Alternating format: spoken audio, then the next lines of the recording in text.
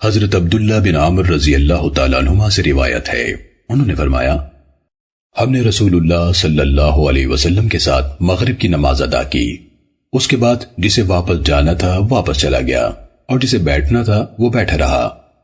اتنے میں رسول اللہ صلی اللہ علیہ وسلم تیزی سے تشریف لائے۔ آپ کی سانس پھول رہی تھی اور آپ نے گھٹنوں سے کپڑا اٹھا رکھا تھا۔ آپ نے فرمایا، خوش ہو جاؤ، تمہارے رب نے آسمان کا ایک دروازہ کھولا ہے اور فرشتوں کے سامنے تمہارا ذکر فخر سے کر رہا ہے، فرما رہا ہے، میرے بندوں کو دیکھو، انہوں نے ایک فرض ادا کیا ہے اور دوسرے فرض کی ادائیگی کے وقت کا انتظار کر رہے ہیں۔ سنن ابن ماجہ حدیث نمبر 801۔ حضرت ابو حمید ساعدی رضی اللہ تعالیٰ عنہ سے روایت ہے، انہوں نے فرمایا، رسول اللہ صلی اللہ علیہ وسلم جب نماز کے لیے کھڑے ہوتے تو قبلے کی طرف منہ کرتے، اپنے دونوں ہاتھ اٹھاتے اور کہتے، اللہ اکبر، اللہ سب سے بڑا ہے۔ سنن ابن ماجہ حدیث نمبر 803۔ حضرت ابو سعید خدری رضی اللہ تعالیٰ عنہ سے روایت ہے، انہوں نے فرمایا، رسول اللہ صلی اللہ علیہ وسلم جب نماز شروع کرتے تو یہ دعا پڑھتے، سبحانک اللہم وبحمدک وتبارک اسمک وتعالی جدک ولا الہ غیرک۔ اے اللہ، تو پاک ہے، ہم تیری تعریف کے ساتھ تیری پاکیزگی بیان کرتے ہیں، اور تیرا نام برکتوں والا ہے، اور تیری شان بلند ہے، اور تیرے سوا کوئی معبود نہیں۔ سنن ابن ماجہ حدیث نمبر 804۔ حضرت ابو ہریرہ رضی اللہ تعالیٰ عنہ سے روایت ہے، انہوں نے فرمایا، رسول اللہ صلی اللہ علیہ وسلم جب تکبیر تحریمہ کہتے تو تکبیر اور قرات کے درمیان تھوڑی دیر خاموش رہتے۔ میں نے عرض کیا، اے اللہ کے رسول، میرے ماں باپ آپ پر قربان، تکبیر اور قرات کے درمیان آپ خاموش رہتے ہیں، ارشاد فرمائیے کہ آپ اس وقت کیا پڑھتے ہیں؟ آپ صلی اللہ علیہ وسلم نے فرمایا، میں کہتا ہوں، اللہم باعد بینی و بین خطایایا کما باعدت بین المشرق والمغرب، اللہم نقینی من خطایایا کالثوب الابیض من الدنس، اللہم اغسلنی من خطایایا بالماء والثلج والبرد۔ اے اللہ، میرے درمیان اور میرے گناہوں کے درمیان اس طرح دوری ڈال دے جس طرح تو نے مشرق اور مغرب کے درمیان فاصلہ کر دیا ہے۔ اے اللہ، مجھے میرے گناہوں سے پاک کر دے جس طرح سفید کپڑا میل کچیل سے پاک کیا جاتا ہے۔ اے اللہ، مجھے پانی، برف اور اولوں کے ذریعے سے میرے گناہوں سے صاف کر دے۔ سنن ابن ماجہ حدیث نمبر 805۔ ام المومنین عائشہ رضی اللہ تعالیٰ عنہ سے روایت ہے کہ نبی اکرم صلی اللہ علیہ وسلم جب نماز شروع کرتے تو یہ دعا پڑھتے، سبحانک اللہم وبحمدک وتبارک اسمک وتعالی جدک ولا الہ غیرک۔ اے اللہ، تو پاک ہے اور ساری تعریفیں تیرے لیے ہیں، تیرا نام بابرکت ہے، تیری شان بلند ہے، اور تیرے علاوہ کوئی مستحق عبادت نہیں۔ سنن ابن ماجہ حدیث نمبر 806۔ حضرت جبیر بن مطعم رضی اللہ تعالیٰ عنہ سے روایت ہے، انہوں نے فرمایا، میں نے رسول اللہ صلی اللہ علیہ وسلم کو دیکھا کہ جب آپ نماز شروع کرتے تو 3 بار فرماتے، اللہ اکبر کبیرہ، اللہ اکبر کبیرہ، اللہ بڑا ہے سب سے بڑا، اللہ بڑا ہے سب سے بڑا۔ پھر 3 بار فرماتے، الحمدللہ کثیرا، الحمدللہ کثیرا، سب تعریف اللہ ہی کی ہے، بہت زیادہ تعریف، سب تعریف اللہ ہی کی ہے، بہت زیادہ تعریف۔ پھر 3 بار کہتے، سبحان اللہ بکرۃ و اصیلا، میں صبح و شام اللہ کی تسبیح و تقدیس کرتا ہوں، اور بعد میں یہ کلمات بھی پڑھتے، اللہم انی اعوذ بک من الشیطان الرجیم من ہمزہ ونفخہ ونفثہ۔ اے اللہ، میں تیری پناہ میں آتا ہوں مردود شیطان سے، اس کی شرارت کے ساتھ چھونے سے، اس کی پھونک سے اور اس کی تھتکارنے سے۔ حضرت عمر بن مرہ رحمہ اللہ نے فرمایا، اس کے چھونے سے مراد موتا کی بیماری ہے، اور اس کا تھتکارنا خلاف شریعت شاعری ہے، اور اس کی پھونک تکبر ہے۔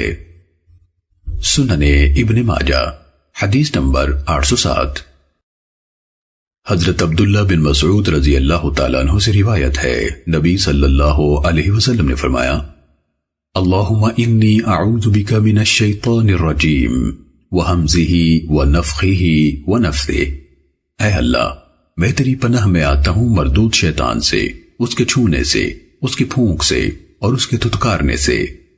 راوی بیان کرتے ہیں کہ اس کے چھونے سے مراد موتا کی بیماری ہے، اور اس کا دھتکارنا شاعری ہے، اور اس کی پھونک تکبر ہے۔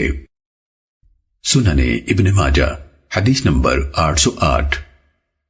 حضرت حلب رضی اللہ تعالیٰ عنہ سے روایت ہے، انہوں نے فرمایا، نبی صلی اللہ علیہ وسلم ہمیں نماز پڑھاتے تھے تو دائیں ہاتھ سے بائیں ہاتھ کو پکڑ لیتے تھے۔ سنن ابن ماجہ حدیث نمبر 809۔ حضرت وائل بن حجر رضی اللہ تعالیٰ عنہ سے روایت ہے، انہوں نے فرمایا، میں نے نبی صلی اللہ علیہ وسلم کو نماز پڑھتے دیکھا، آپ صلی اللہ علیہ وسلم نے دائیں ہاتھ سے بائیں ہاتھ کو پکڑ لیا۔ سنن ابن ماجہ حدیث نمبر 810۔ حضرت عبداللہ بن مسعود رضی اللہ تعالیٰ عنہ سے روایت ہے، انہوں نے فرمایا، نبی صلی اللہ علیہ وسلم میرے پاس سے گزرے، میں نے نماز میں اپنے دائیں ہاتھ پر بائیں ہاتھ رکھا ہوا تھا، آپ صلی اللہ علیہ وسلم نے میرا دائیں ہاتھ پکڑا اور اسے بائیں ہاتھ پر رکھ دیا۔ سنن ابن ماجہ حدیث نمبر 811۔ حضرت عائشہ رضی اللہ تعالیٰ عنہ سے روایت ہے، انہوں نے فرمایا، رسول اللہ صلی اللہ علیہ وسلم الحمدللہ رب العالمین سے قرات کی ابتدا فرماتے تھے۔ سنن ابن ماجہ حدیث نمبر 812۔ حضرت انس بن مالک رضی اللہ تعالیٰ عنہ سے روایت ہے، انہوں نے فرمایا، رسول اللہ صلی اللہ علیہ وسلم حضرت ابو بکر اور حضرت عمر رضی اللہ تعالیٰ عنہما الحمدللہ رب العالمین سے قرات شروع کرتے تھے۔ سنن ابن ماجہ حدیث نمبر 813۔ حضرت ابو ہریرہ رضی اللہ تعالیٰ عنہ سے روایت ہے کہ نبی صلی اللہ علیہ وسلم قرات کی ابتدا الحمدللہ رب العالمین سے کرتے تھے۔ سنن ابن ماجہ حدیث نمبر 814۔ حضرت قطبہ بن مالک رضی اللہ تعالیٰ عنہ سے روایت ہے کہ انہوں نے نبی صلی اللہ علیہ وسلم کو صبح کی نماز میں یہ آیت پڑھتے سنا، وَالنَّخْلَ بَاسِقَاتٍ لَهَا طَلْعٌ نَضِيدٌ، اور ہم نے کھجور کے بلند و بالا درخت پیدا کیے جن کے خوشے تہ بتہ ہوتے ہیں۔ سنن ابن ماجہ حدیث نمبر 816۔ حضرت عمر بن حریث رضی اللہ تعالیٰ عنہ سے روایت ہے، انہوں نے فرمایا، میں نے نبی صلی اللہ علیہ وسلم کے ساتھ نماز پڑھی اور آپ فجر کی نماز میں قرات فرما رہے تھے۔ مجھے وہ تلاوت اس طرح یاد ہے گویا میں اب بھی آپ سے یہ آیات سن رہا ہوں۔ فلا اقسم بالخنس الجوار الکنس، میں قسم کھاتا ہوں پیچھے ہٹنے والے، چلنے والے، چھپنے والے ستاروں کی۔ سنن ابن ماجہ حدیث نمبر 817۔ حضرت ابو برزہ رضی اللہ تعالیٰ عنہ سے روایت ہے کہ رسول اللہ صلی اللہ علیہ وسلم فجر کی نماز میں 60 سے 100 آیات تک تلاوت کرتے تھے۔ سنن ابن ماجہ حدیث نمبر 818۔ حضرت ابو قتادہ رضی اللہ تعالیٰ عنہ سے روایت ہے، انہوں نے فرمایا، رسول اللہ صلی اللہ علیہ وسلم ہمیں نماز پڑھاتے تھے تو ظہر کی پہلی رکعت میں طویل قرات کرتے تھے اور دوسری رکعت میں اس سے کم قرات کرتے تھے، صبح کی نماز بھی اسی طرح پڑھاتے تھے۔ سنن ابن ماجہ حدیث نمبر 819۔ حضرت عبداللہ بن سائب رضی اللہ تعالیٰ عنہ سے روایت ہے، انہوں نے فرمایا، رسول اللہ صلی اللہ علیہ وسلم نے صبح کی نماز میں سورۃ المومنون تلاوت فرمائی۔ جب حضرت عیسیٰ علیہ السلام کا ذکر آیا تو آپ صلی اللہ علیہ وسلم کو کھانسی آ گئی تو آپ رکوع میں چلے گئے۔ سنن ابن ماجہ حدیث نمبر 820۔ حضرت عبداللہ بن عباس رضی اللہ تعالیٰ عنہما سے روایت ہے، انہوں نے فرمایا، رسول اللہ صلی اللہ علیہ وسلم جمعے کے دن فجر کی نماز میں الف لام میم تنزیل اور هل اتى علی الانسان پڑھا کرتے تھے۔ سنن ابن ماجہ حدیث نمبر 821۔ حضرت سعد بن ابی وقاص رضی اللہ تعالیٰ عنہ سے روایت ہے، انہوں نے فرمایا، رسول اللہ صلی اللہ علیہ وسلم جمعے کے دن نماز فجر میں الف لام میم تنزیل اور هل اتى على الانسان پڑھا کرتے تھے۔ سنن ابن ماجہ حدیث نمبر 822۔ حضرت ابو ہریرہ رضی اللہ تعالیٰ عنہ سے روایت ہے کہ رسول اللہ صلی اللہ علیہ وسلم جمعے کے دن صبح کی نماز میں الف لام میم تنزیل اور هل اتى على الانسان پڑھا کرتے تھے۔ سنن ابن ماجہ حدیث نمبر 823۔ حضرت عبداللہ بن مسعود رضی اللہ تعالیٰ عنہ سے روایت ہے کہ رسول اللہ صلی اللہ علیہ وسلم جمعے کے دن صبح کی نماز میں الف لام میم تنزیل اور هل اتى على الانسان پڑھا کرتے تھے۔ اسحاق راوی بیان کرتے ہیں ہمیں عمرو نے حضرت عبداللہ بن مسعود رضی اللہ تعالیٰ عنہ سے اسی طرح بیان کیا ہے، میں اس میں کسی قسم کا شک نہیں کرتا۔ سنن ابن ماجہ حدیث نمبر 824۔ حضرت قزعہ بن یحییٰ بصری سے روایت ہے، انہوں نے فرمایا میں نے حضرت ابو سعید خدری رضی اللہ تعالیٰ عنہ سے رسول اللہ صلی اللہ علیہ وسلم کی نماز کے متعلق سوال کیا۔ انہوں نے فرمایا تیرے لیے اس میں بھلائی نہیں۔ میں نے کہا اللہ آپ پر رحم فرمائے، بیان فرما دیجئے۔ انہوں نے فرمایا رسول اللہ صلی اللہ علیہ وسلم کے حکم سے ظہر کی اقامت کہی جاتی تھی تو ہم میں سے ایک شخص بقیع کی طرف جاتا، وہاں پہنچ کر حاجت سے فارغ ہوتا، پھر واپس آ کر وضو کرتا، اور جب مسجد میں پہنچتا تو رسول اللہ صلی اللہ علیہ وسلم کو ظہر کی پہلی رکعت میں پا لیتا۔ سنن ابن ماجہ حدیث نمبر 825۔ حضرت ابو معمر رحمہ اللہ سے روایت ہے، انہوں نے فرمایا میں نے حضرت خباب رضی اللہ تعالیٰ عنہ سے کہا آپ لوگوں کو ظہر اور عصر میں رسول اللہ صلی اللہ علیہ وسلم کی قرات کا کس طرح علم ہوتا تھا؟ انہوں نے فرمایا آپ کی ریش مبارک کی حرکت سے۔ سنن ابن ماجہ حدیث نمبر 826۔ حضرت ابو ہریرہ رضی اللہ تعالیٰ عنہ سے روایت ہے، انہوں نے فرمایا میں نے فلاں سے زیادہ کسی کی نماز رسول اللہ صلی اللہ علیہ وسلم کی نماز سے مشابہ نہیں دیکھی۔ حضرت سلیمان بن یسار رحمہ اللہ نے فرمایا وہ صاحب ظہر کی پہلی 2 رکعتوں میں طویل قرات کرتے تھے اور آخری 2 رکعتوں میں تخفیف فرماتے تھے، اور عصر کی نماز ظہر کے مقابلے میں ہلکی پڑھاتے تھے۔ سنن ابن ماجہ حدیث نمبر 827۔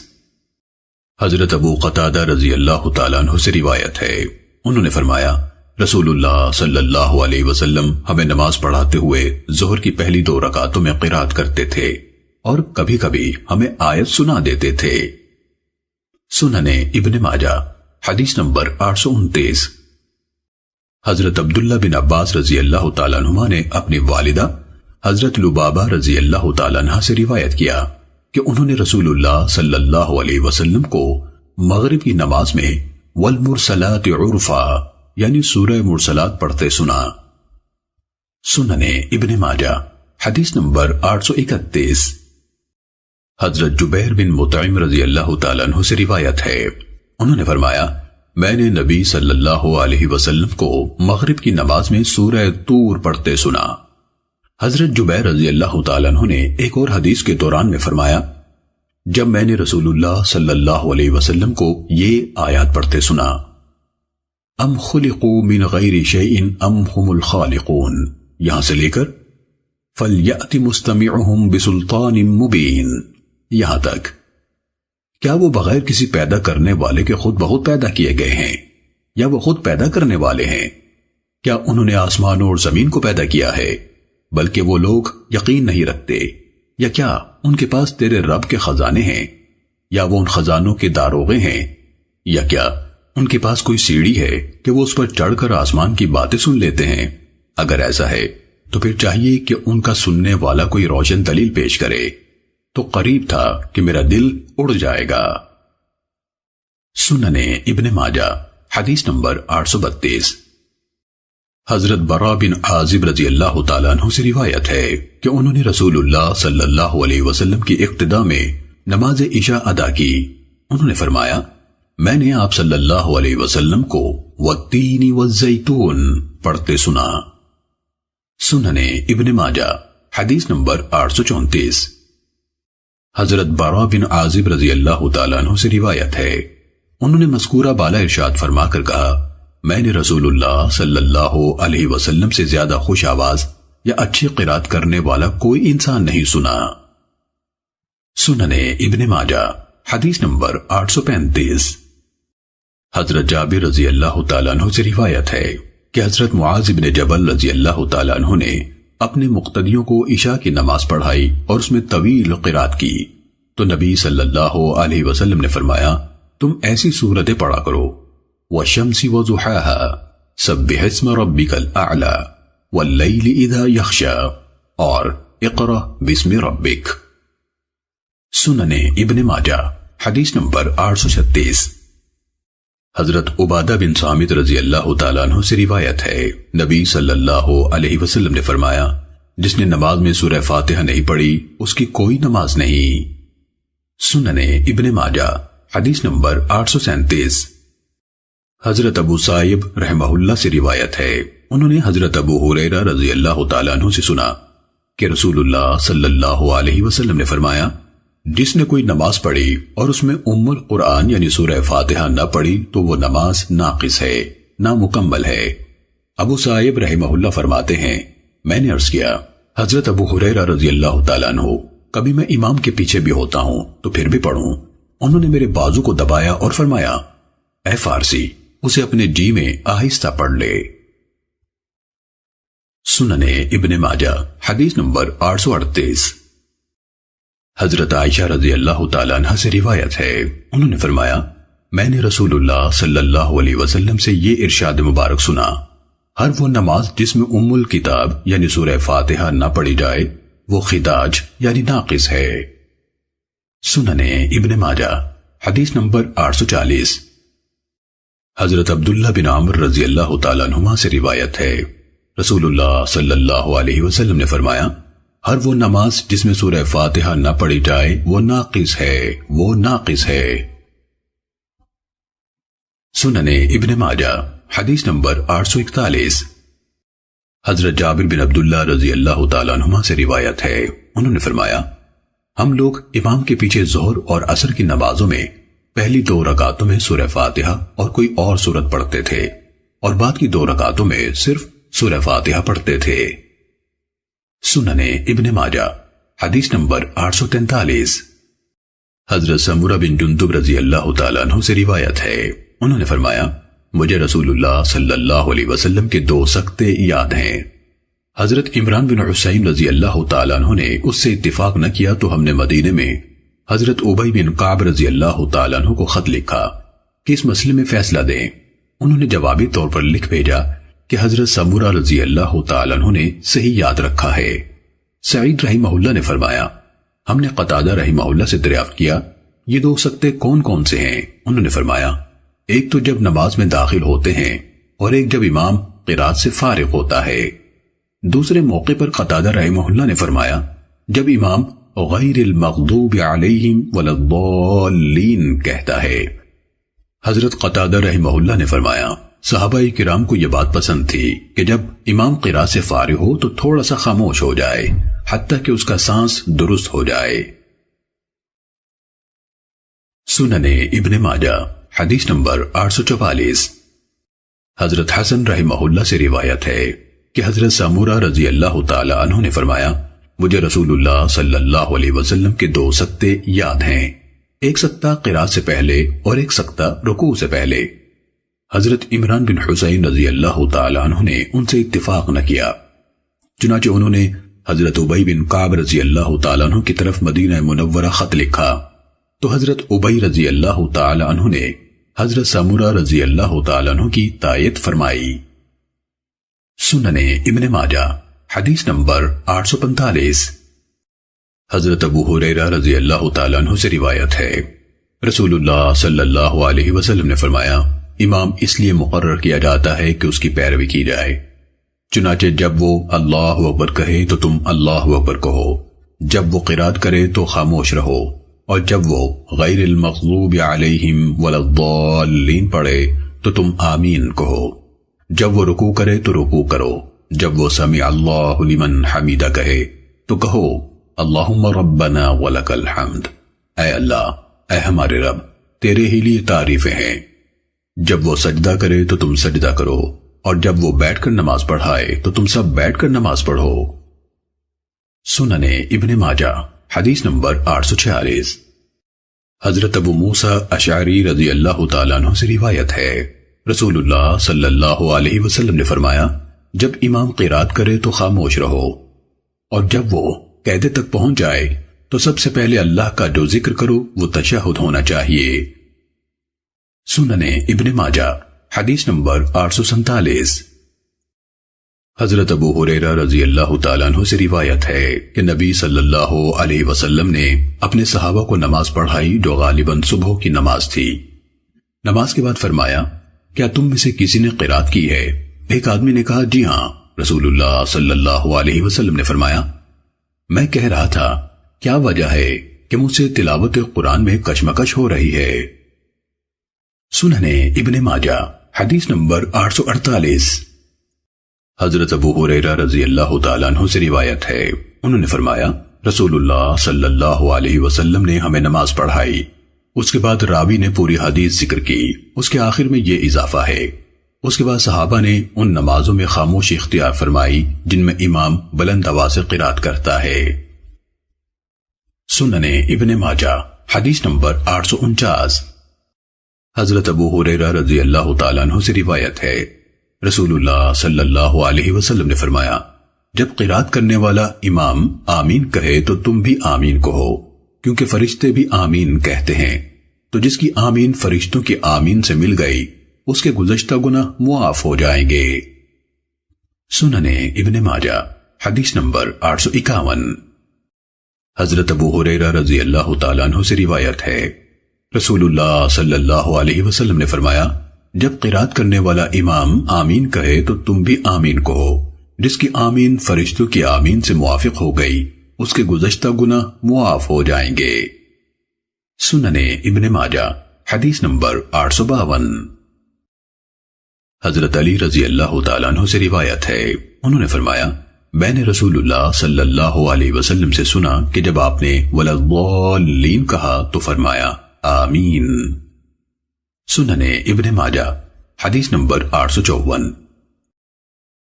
حضرت وائل بن حجر رضی اللہ تعالیٰ عنہ سے روایت ہے، انہوں نے فرمایا، میں نے نبی صلی اللہ علیہ وسلم کی اقتداء میں نماز پڑھی، جب نبی صلی اللہ علیہ وسلم نے وَلَضَّالِّينَ کہا تو فرمایا آمین۔ ہم سب نے آپ کی آمین سنی۔ سنن ابن ماجہ حدیث نمبر 855۔ حضرت عائشہ رضی اللہ تعالیٰ عنہ سے روایت ہے، نبی صلی اللہ علیہ وسلم نے فرمایا، یہودی تم سے کسی چیز پر اتنا حسد نہیں کرتے جتنا سلام اور آمین پر تم سے حسد کرتے ہیں۔ سنن ابن ماجہ حدیث نمبر 856۔ حضرت عبداللہ بن عمر رضی اللہ تعالیٰ عنہما سے روایت ہے، انہوں نے فرمایا، میں نے رسول اللہ صلی اللہ علیہ وسلم کو دیکھا کہ جب آپ نماز شروع کرتے تو اپنے ہاتھ اٹھاتے حتیٰ کہ انہیں کندھے کے برابر بلند کر لیتے، اور جب رکوع کرتے اور جب رکوع سے سر اٹھاتے تو بھی رفع یدین کرتے، اور آپ صلی اللہ علیہ وسلم سجدوں کے درمیان ہاتھ نہیں اٹھاتے تھے۔ سنن ابن ماجہ حدیث نمبر 858۔ حضرت مالک بن حویرث رضی اللہ تعالیٰ عنہ سے روایت ہے کہ رسول اللہ صلی اللہ علیہ وسلم جب اللہ اکبر کہتے تو اپنے ہاتھ اٹھاتے حتیٰ کہ انہیں کانوں کے قریب لے جاتے، اور جب رکوع کرتے تو اسی طرح کرتے، اور جب رکوع سے سر اٹھاتے تو اسی طرح کرتے۔ سنن ابن ماجہ حدیث نمبر 859۔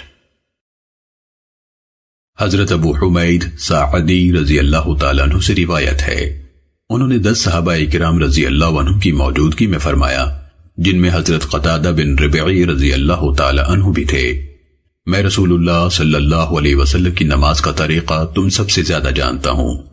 آپ صلی اللہ علیہ وسلم جب نماز میں کھڑے ہوتے تو بالکل سیدھے کھڑے ہوتے اور اپنے ہاتھ اتنے بلند کرتے کہ کندھوں کے برابر اٹھا لیتے، پھر کہتے اللہ اکبر، پھر جب رکوع کرنا چاہتے تو دونوں ہاتھ اٹھاتے حتیٰ کہ انہیں کندھوں کے برابر بلند کر لیتے، جب سمی اللہ لمن حمیدہ کہتے تو رفع یدین کرتے اور سیدھے کھڑے ہو جاتے۔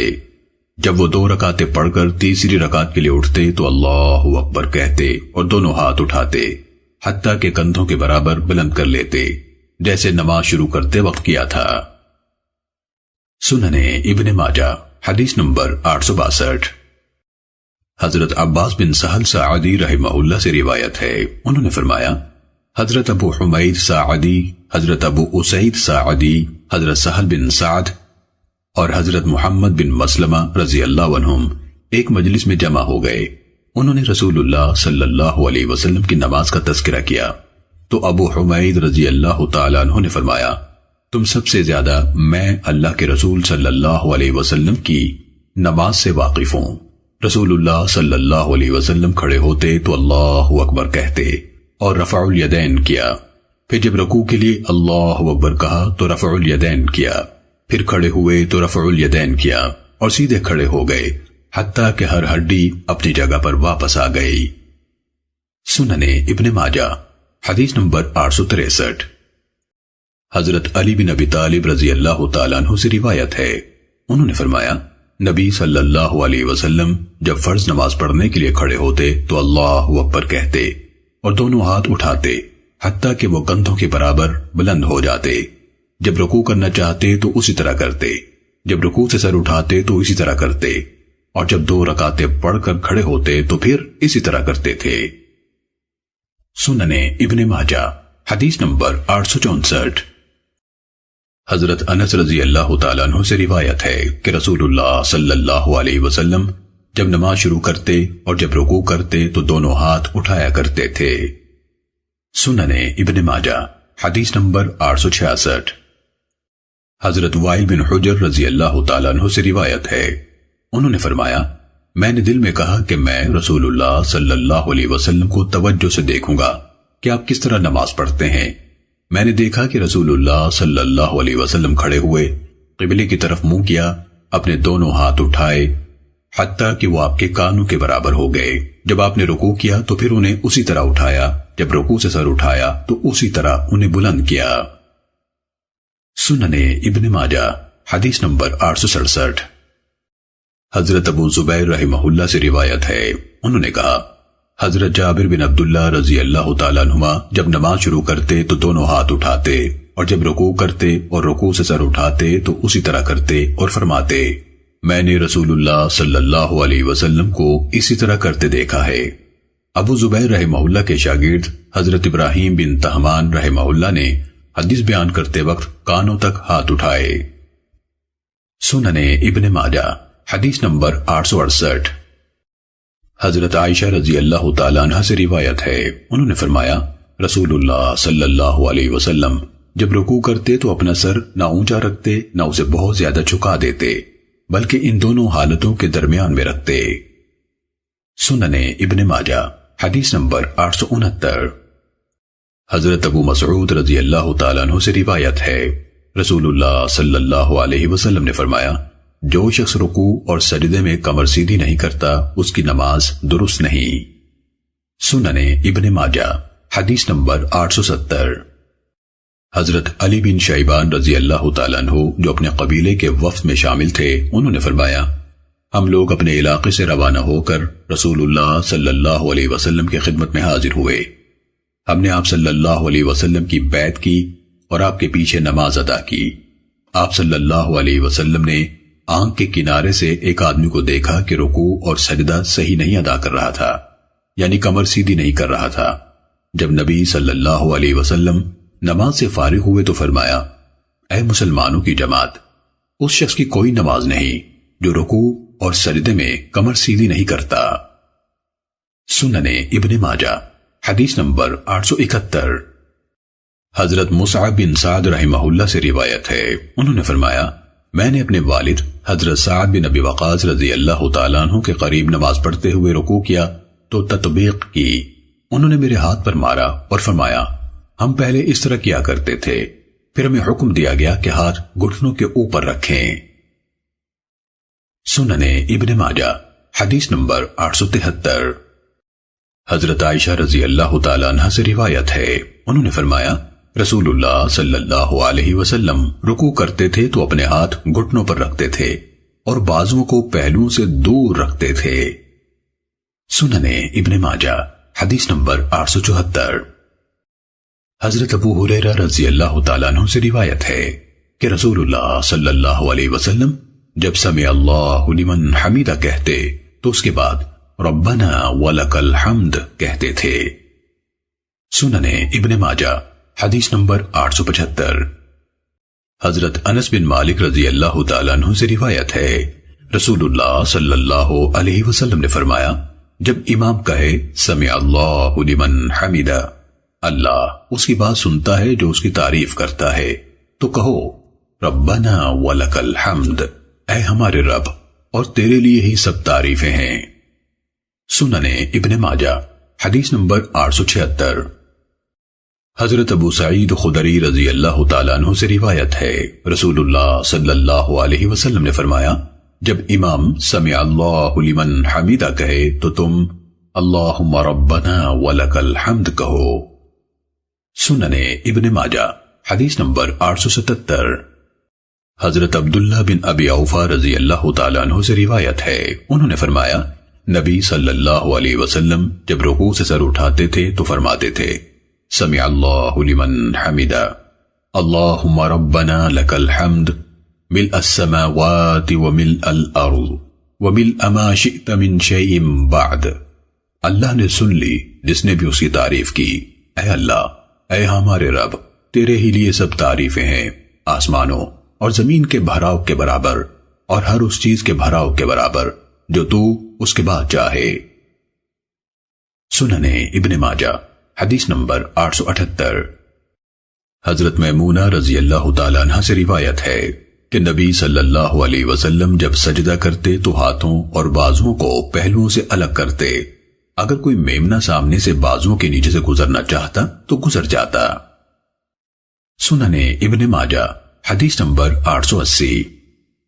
حضرت عبداللہ بن اقرم خزاعی رضی اللہ تعالیٰ عنہ سے روایت ہے انہوں نے فرمایا میں نمیرہ کے میدان میں اپنے والد کے ساتھ تھا، ہمارے پاس سے قافلے کا گزر ہوا، ان لوگوں نے راستے کے قریب پڑاؤ ڈالا، مجھے ابا جان نے کہا تم بکریوں میں رہو، ان کا خیال رکھو، میں ان لوگوں یعنی قافلے والوں کے پاس جا کر ان سے بات چیت کروں گا۔ ابا جان چلے گئے، میں بھی قریب چلا گیا، دیکھا تو رسول اللہ صلی اللہ علیہ وسلم تشریف فرما تھے، نماز کا وقت ہوا تو میں نے ان کے ساتھ نماز باجماعت ادا کی۔ رسول اللہ صلی اللہ علیہ وسلم جب سجدہ کرتے تھے تو مجھے آپ کی بغلوں کی سفیدی نظر آتی تھی۔ امام ابن ماجہ رحمہ اللہ نے کہا لوگ راوی کا نام عبید اللہ بن عبداللہ لیتے ہیں، جبکہ ابو بکر بن ابی شیبہ نے کہا کہ لوگ راوی کو عبداللہ بن عبید اللہ کہتے ہیں۔ امام ابن ماجہ رحمہ اللہ نے ایک دوسری سند سے اپنے استاد محمد بن بشار سے بھی عبید اللہ بن عبداللہ بن اقرم خزاعی عن ابیہ کے واسطے سے نبی صلی اللہ علیہ وسلم سے اسی طرح روایت بیان کی۔ سننے ابن ماجہ حدیث نمبر 881۔ حضرت عبداللہ بن عباس رضی اللہ تعالیٰ عنہما سے روایت ہے نبی صلی اللہ علیہ وسلم نے فرمایا مجھے 7 ہڈیوں پر سجدہ کرنے کا حکم دیا گیا ہے۔ سننے ابن ماجہ حدیث نمبر 883۔ حضرت ابن عباس رضی اللہ تعالیٰ عنہما سے روایت ہے رسول اللہ صلی اللہ علیہ وسلم نے فرمایا مجھے حکم دیا گیا ہے کہ 7 اعضاء پر سجدہ کروں اور بالوں یا کپڑوں کو نہ سمیٹوں۔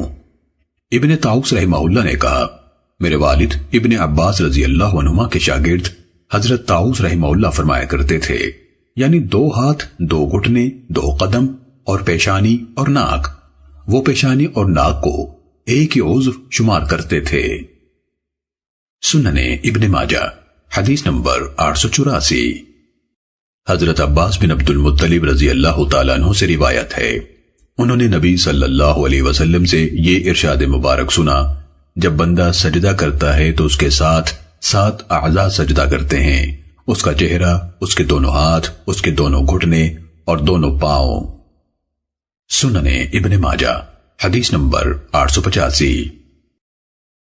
رسول اللہ صلی اللہ علیہ وسلم کے صحابی حضرت احمر رضی اللہ تعالیٰ عنہ سے روایت ہے انہوں نے فرمایا رسول اللہ صلی اللہ علیہ وسلم جب سجدہ کرتے تو ہاتھوں اور بازوؤں کو پہلوؤں سے اتنا دور کرتے کہ ہمیں اس مشقت کی کیفیت کو دیکھ کر ترس آتا۔ سنن ابن ماجہ حدیث نمبر 886۔ حضرت عقبہ بن عامر جوہنی رضی اللہ تعالیٰ عنہ سے روایت ہے، انہوں نے فرمایا جب یہ آیت نازل ہوئی فَسَبِّحْ بِاسْمِ رَبِّكَ الْعَظِيمِ، اپنے عظمت والے رب کے نام کی تسبیح کیجئے، تو رسول اللہ صلی اللہ علیہ وسلم نے ہمیں فرمایا یہ کام اپنے رکوع میں کرو۔ اور جب یہ آیت نازل ہوئی سبح اسم ربک الاعلی، اپنے رب کے نام کی تسبیح کیجئے جو سب سے بلند ہے، تو رسول اللہ صلی اللہ علیہ وسلم نے ہم سے فرمایا یہ کام اپنے سجدوں میں کرو۔ سنن ابن ماجہ حدیث نمبر 887۔ حضرت عائشہ رضی اللہ تعالیٰ عنہ سے روایت ہے، انہوں نے فرمایا رسول اللہ صلی اللہ علیہ وسلم رکوع اور سجدے میں یہ دعا کثرت سے پڑھتے تھے، سبحانک اللہم و بحمدک اللہم اغفر لی، اے اللہ میں تیری تعریف کے ساتھ تیری پاکیزگی بیان کرتا ہوں، اے اللہ مجھے بخش دے۔ آپ اس دعا کے ذریعے سے قرآن پر عمل کرتے تھے۔ سنن ابن ماجہ حدیث نمبر 889۔ حضرت جابر رضی اللہ تعالیٰ عنہ سے روایت ہے، رسول اللہ صلی اللہ علیہ وسلم نے فرمایا جب کوئی شخص سجدہ کرے تو اعتدال کو اختیار کرے اور اپنے بازو اس طرح نہ پھیلائے جس طرح کتا پھیلاتا ہے۔ سنن ابن ماجہ حدیث نمبر 891۔ حضرت انس بن مالک رضی اللہ تعالیٰ عنہ سے روایت ہے، نبی صلی اللہ علیہ وسلم نے فرمایا سجدے میں اعتدال اختیار کرو اور سجدہ کرتے وقت کتے کی طرح بازو زمین پر نہ پھیلاؤ۔ سنن ابن ماجہ حدیث نمبر 892۔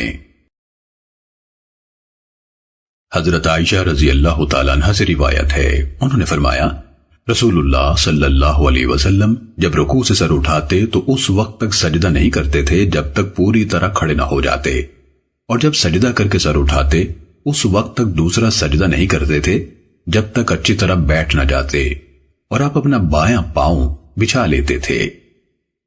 سنن ابن ماجہ حدیث نمبر 893۔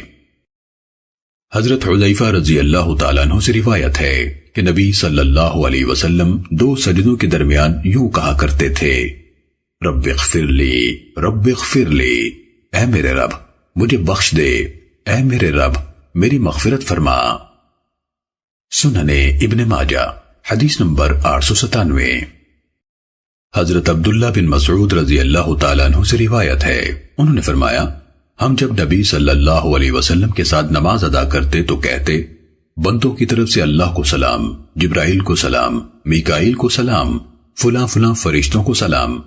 رسول اللہ صلی اللہ علیہ وسلم نے ہمیں یہ کہتے سن لیا تو فرمایا یوں نہ کہو، السلام علی اللہ، اللہ کو سلام، اللہ تعالیٰ تو خود السلام یعنی سلامتی بخشنے والا ہے۔ جب تم تشہد میں بیٹھو تو کہو التحیات للہ والصلوات والطیبات، السلام علیک ایہا النبی ورحمت اللہ وبرکاتہ، السلام علینا وعلی عباد اللہ الصالحین۔ تمام آداب و تسلیمات اللہ ہی کے لیے ہیں اور تمام نمازیں اور پاکیزہ اعمال بھی اسی کے لیے ہیں۔ اے نبی آپ پر سلامتی ہو اور اللہ کی رحمت اور برکت نازل ہو، ہم پر بھی سلامتی ہو اور اللہ کے نیک بندوں پر بھی۔ جب بندہ یہ کہتا ہے تو دعا آسمان اور زمین میں موجود ہر نیک بندے، انسان، جن اور فرشتے کو پہنچ جاتی ہے۔ پھر کہو اشہد ان لا الہ الا اللہ واشہد ان محمدًا عبدہ ورسولہ، میں گواہی دیتا ہوں کہ اللہ کے سوا کوئی معبود نہیں، اور میں گواہی دیتا ہوں کہ محمد صلی اللہ علیہ وسلم اس کے بندے اور اس کے رسول ہیں۔ امام ابن ماجہ رحمہ اللہ نے ایک اور سند سے عبداللہ بن مسعود رضی اللہ تعالی عنہ ہی سے مذکورہ بالا روایت کی مانند حدیث بیان کی۔ ایک روایت میں یہ الفاظ ہیں، نبی صلی اللہ علیہ وسلم صحابہ کرام رضی اللہ عنہ کو یہ تشہد سکھاتے تھے۔ اس کے بعد راوی نے مذکورہ حدیث کی مثل بیان کیا۔ سنن ابن ماجہ حدیث نمبر 899۔ حضرت عبداللہ بن عباس رضی اللہ تعالیٰ عنہما سے روایت ہے، انہوں نے فرمایا رسول اللہ صلی اللہ علیہ وسلم ہمیں تشہد اس طرح سکھاتے تھے جس طرح قرآن کی کوئی سورت سکھاتے تھے۔ آپ فرمایا کرتے تھے التحیات المبارکات الصلوات الطیبات للہ، السلام علیک ایہا النبی ورحمۃ اللہ وبرکاتہ، السلام علینا وعلی عباد اللہ الصالحین، اشہد ان لا الہ الا اللہ واشہد ان محمدا عبدہ ورسولہ۔ برکتوں والے آداب، پاکیزہ عبادات اللہ کے لیے ہیں۔ اے نبی، آپ پر سلام ہو اور اللہ کی رحمتیں اور برکات نازل ہوں، ہم پر اور اللہ کے نیک بندوں پر سلام ہو۔ میں گواہی دیتا ہوں کہ اللہ کے سوا کوئی عبادت کے لائق نہیں، اور میں گواہی دیتا ہوں کہ محمد صلی اللہ علیہ وسلم اس کے بندے اور اس کے رسول ہیں۔ سنن ابن ماجہ حدیث نمبر 900۔